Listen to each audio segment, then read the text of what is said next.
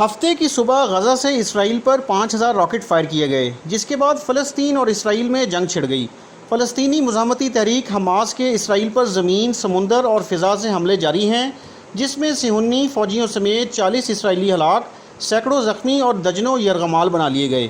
امریکی میڈیا کے مطابق حماس کے ملٹری ونگ نے اسرائیل کے خلاف آپریشن الاقصی طوفان کا اعلان کرتے ہوئے آج صبح 5000 راکٹ فائر کیے۔ بین الاقوامی میڈیا رپورٹس کے مطابق فلسطین اور اسرائیل کے درمیان نئی جنگ چھڑ گئی۔ غزہ سے اسرائیل پر ہزاروں راکٹ حملے ہوئے۔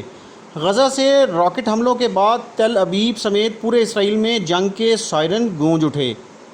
اسرائیلی وزارت دفاع کا دعویٰ ہے کہ عسکریت پسند غزہ سے اسرائیلی علاقوں میں گھس آئے ہیں۔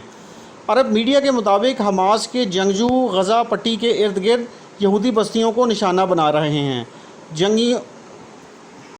عرب میڈیا کے مطابق حماس کے جنگجوؤں نے غزہ پٹی کے ارد گرد یہودی بستیوں کو نشانہ بنایا۔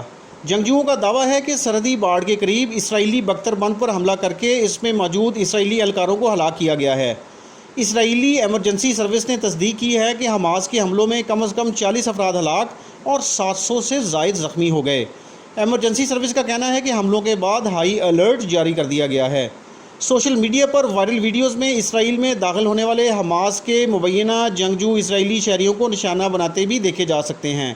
حماس کا دعویٰ ہے کہ اسرائیل پر 5000 راکٹ فائر کیے گئے، جن کی زد پر کئی اسرائیلی علاقے آئے ہیں۔